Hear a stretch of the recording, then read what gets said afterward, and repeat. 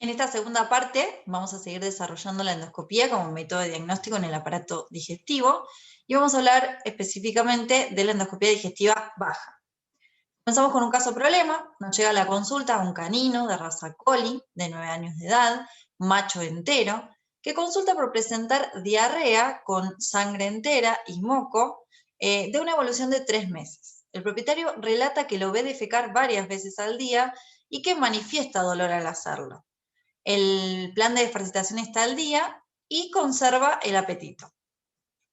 Vamos a diagramar un cuadro en el cual vamos a tratar de detectar cuáles son aquellos signos que presenta nuestro paciente. En este caso tenemos una diarrea de intestino grueso, ya que la frecuencia está aumentada, presenta sangre entera, que sería hematoquesia, hay moco en esa materia fecal, y presenta también dolor, ¿sí? Al defecar, que sería la disquesia. Una vez detectados todos estos signos, vamos a tener que pensar cuáles pueden ser los diagnósticos diferenciales que estén generando este cuadro, ¿sí? Por ejemplo, tenemos parasitosis, como Trichuris bulbis, distintos tipos de neoplasias, ya sean malignas, como linfosarcoma o carcinoma, o neoplasias benignas, como los pólipos adenomatosos, y por otro lado, colitis linfoplasmocítica, como uno de los principales representantes de las colitis inmunomediadas. A partir de esto vamos a tener que determinar cuáles son los métodos que nos van a permitir confirmar o descartar estos diagnósticos presuntivos, ¿sí? Lo primero que hay que hacer como clínicos es indicar en estos pacientes un copro parasitológico seriado, que es un estudio que no es invasivo y menos costoso en relación a los métodos por imágenes, que nos va a permitir confirmar o descartar la presencia de parásitos, que es una de las principales causas de estos signos en medicina veterinaria. Luego sí, pasar a solicitar lo que son los estudios por imágenes.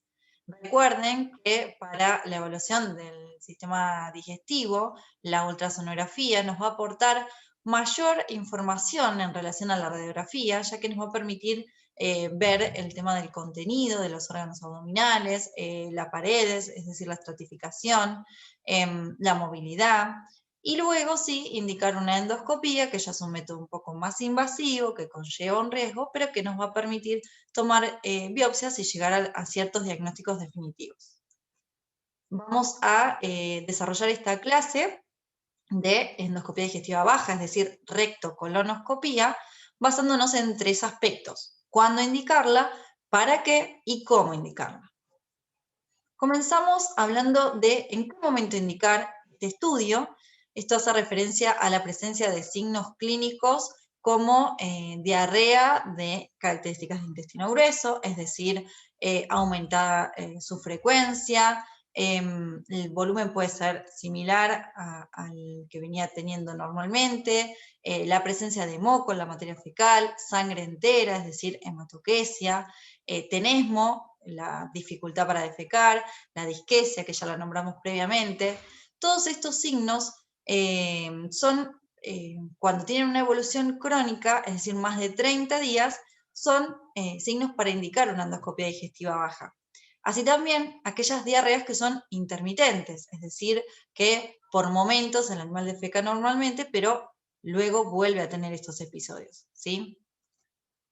Entonces, una vez determinado nuestro signo clínico, a partir de los datos de anamnesis y el examen físico, vamos a idear nuestro plan de trabajo para poder confirmar o descartar todas esas causas que veníamos teniendo en cuenta: parasitosis, neoplasias o enfermedades inflamatorias. ¿Cuáles son los objetivos de la endoscopía? Como bien vimos en la APO de fundamentos, tenemos 2 grandes objetivos que son diagnósticos y terapéuticos. Vayan a repasar de esa APO lo que es visualización indirecta, pero en caso de toma de muestras vamos a recalcar que para endoscopía digestiva lo que más se utiliza es las muestras para citología e histopatología enviadas en fórmula al 10%. En caso de terapéuticas, en endoscopía digestiva baja, se pueden llegar a realizar dilataciones de estenosis colónicas, como así también está reportado la realización de polipectomías.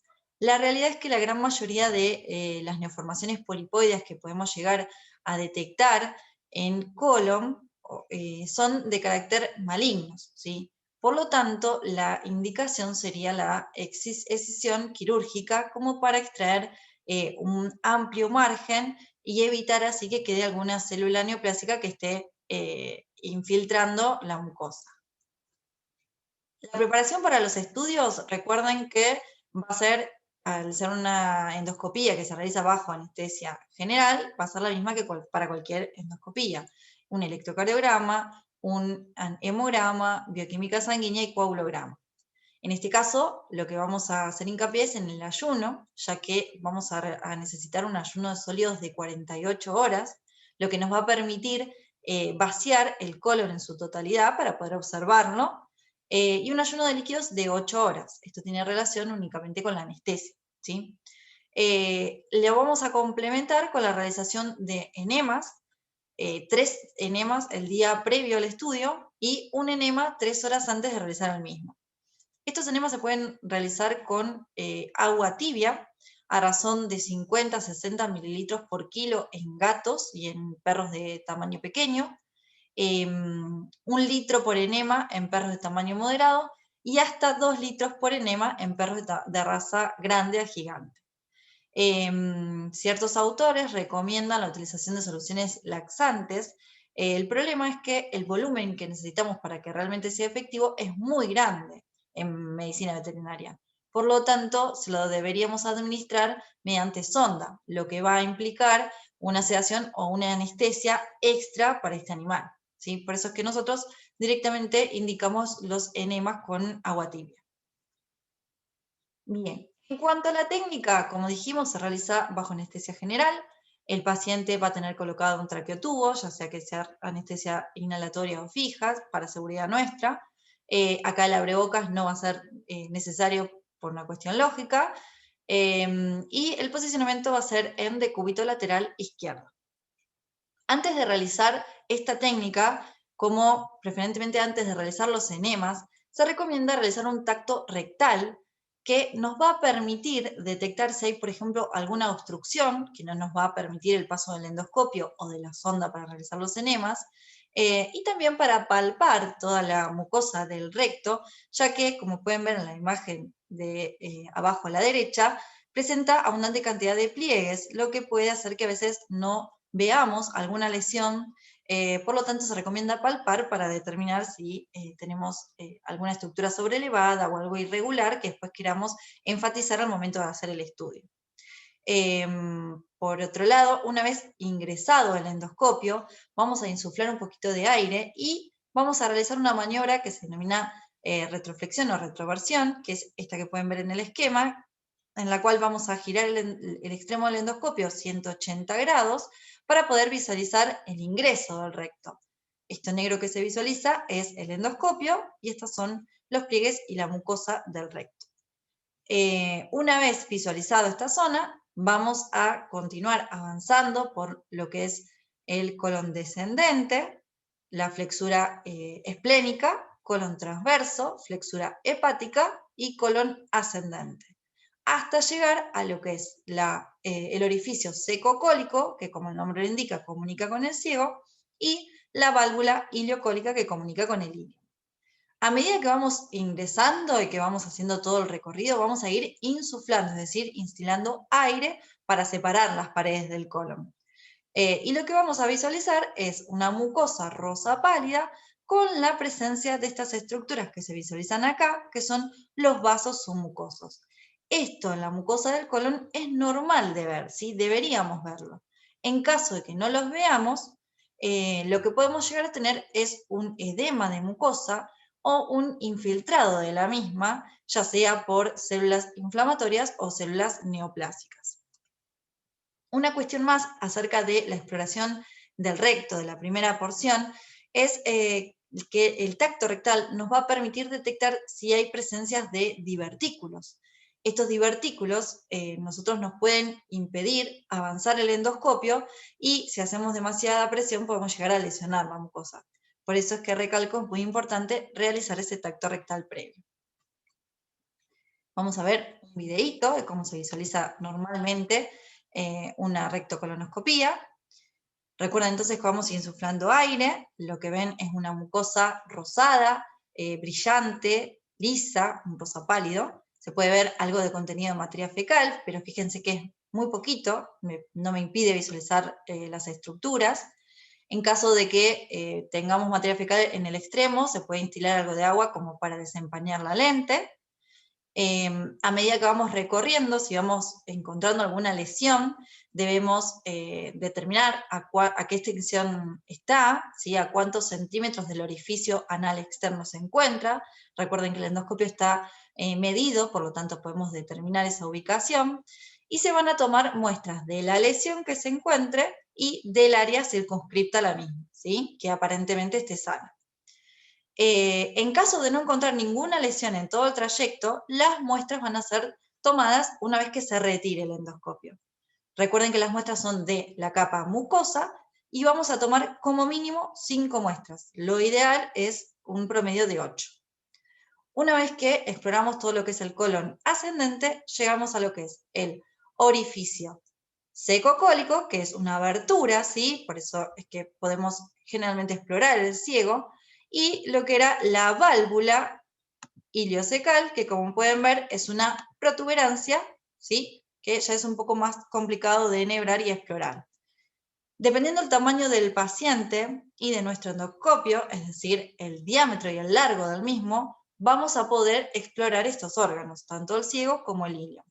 En medicina veterinaria, en pequeños animales, no son tan frecuentes las patologías del ciego, pero sí del ilion, por lo tanto sería ideal explorarlo y tomar muestras también. Acá podemos visualizar algunos hallazgos endoscópicos anormales, que como venimos repasando, vamos a determinarlos si se encuentran en la mucosa, por ejemplo, eritema, como pueden ver en esta imagen, ¿sí? Ven que acá está rosadito. Esto ya es materia fecal, pero este rosado es un eritema de mucosa. Podemos ver erosiones en la mucosa también, algunas úlceras, la presencia de neoformaciones, la no visualización de los vasos mucosos también sería un hallazgo anormal, la presencia de pólipos. En la pared también tenemos que explorarla y podemos llegar a ver estenosis, ¿sí? Es decir, estrecheces en esa pared. Se pueden ver, como dijimos previamente, divertículos. Podemos tener también compresiones extrínsecas, por ejemplo, por una neoplasia, una masa abdominal. Y también lo que podemos ver en la pared es una rigidez de la misma. Esto nos damos cuenta porque a medida que vamos insuflando, la pared no se distiende. Eso implica que hay una rigidez que puede estar causada, por ejemplo, por un infiltrado de células neoplásicas. Esto es frecuente cuando tenemos alguna metástasis de algún tumor prostático, por ejemplo. Las alteraciones pueden ser alteraciones en el contenido. Por ejemplo, en esta imagen podemos ver moco, la presencia de moco, la presencia de materia fecal, contenido sanguinolento, secreción sanguinolenta. Podemos detectar algunos parásitos. Igualmente recuerden que no sería una indicación para, o sea, sospecha de parásitos no sería una indicación para este estudio, pero sí puede ser un hallazgo. Y también podemos llegar a ver algún cuerpo extraño. En esta endoscopía lo que pueden observar son lesiones sobreelevadas, blanquecinas, ¿sí? Que están entre una mucosa que está eritematosa, erosionada, ya con sangre, como pueden ver acá, y esas lesiones tienen un hundimiento central. Como pueden ver, se distribuyen de forma difusa a lo largo de todo el colon, y en este caso lo que vamos a hacer es tomar unas biopsias, recuerden mínimo 5, y la enviamos a histopatología al formar al 5%. Perdón, al 10%. En este caso, el diagnóstico fue un linfosarcoma. En nuestro caso clínico, recuerdan el pacientito con diarrea, se le indicó un coprio parasitológico seriado, el cual dio negativo, y se les pasó a realizar una ecografía. En la misma se observó contenido anecoico dentro de las asas, lo que puede indicar la presencia de líquido, principalmente en intestino grueso, y se observó también un aumento de la pared del colon a expensas de la capa mucosa. Esto no nos permite llegar a un diagnóstico definitivo, pero sí acercarnos a dónde se encuentra el problema. Por lo tanto, se indicó la realización de una endoscopía. Lo que podemos ver en la endoscopía de nuestro paciente es una neoformación única, sobreelevada, ¿sí? Como pueden ver acá. En este caso está de un color marrón porque está teñida con un colorante que es el índigo carmín. Lo que nos permite a nosotros en la endoscopía esta coloración es delimitar la zona del tejido que está afectado. Se tomó una muestra, se envió a histopatología y el resultado fue un carcinoma papilar de recto. En caso de que la neoformación nos permita el paso del endoscopio, el colon se explora en su totalidad, ¿sí? Si la neoformación obstruye el paso, lógicamente que no lo vamos a poder realizar. Bien, entonces, ¿qué enfermedades puedo diagnosticar yo mediante la biopsia endoscópica? Diferentes enfermedades inflamatorias, como las colitis linfoplasmocíticas, las colitis eosinofílicas. Recuerden que la biopsia me va a poder determinar de qué colitis estoy hablando según el tipo de células que encuentre, según el infiltrado. Podemos tener también colitis histiocíticas o ulcerativas, que son muy frecuentes en el boxer y en las razas bracticefálicas. En este caso están causadas por Escherichia coli. Recuerden que tiene ese componente infeccioso. Podemos encontrar también diferentes tipos de neoplasias, como linfosarcomas, carcinomas, adenocarcinomas, pólipos. Y por último, vamos a hablar un poquito de las contraindicaciones. Como vieron en la APO de fundamentos, las contraindicaciones son las mismas, ¿sí? Es decir, por ejemplo, un paciente con alguna coagulopatía, alguna sospecha de una perforación, en este caso intestinal, un paciente descompensado, y les vamos a mostrar un ejemplo que sería un animal mal preparado. Un animal que no cumplió el ayuno o los enemas, nosotros realizamos el estudio y lo que vamos a ver es esto: abundante contenido de materia fecal que no nos permite visualizar la mucosa, ¿sí? Este paciente, el propietario nos relató que tenía hecho la preparación correcta, pero al ingresar nos encontramos con esto. El endoscopio empieza a taparse y no podemos avanzar. Recuerden que este es un estudio invasivo que requiere una sedación, una anestesia, general, lo que conlleva un riesgo para el paciente. Por lo tanto, si el animal no está bien preparado, no se debe hacer, es una contraindicación. Espero que haber sido clara. Cualquier pregunta que tengan la pueden realizar en el foro. Les dejo a continuación la bibliografía y espero que nos encontremos pronto. Muchas gracias.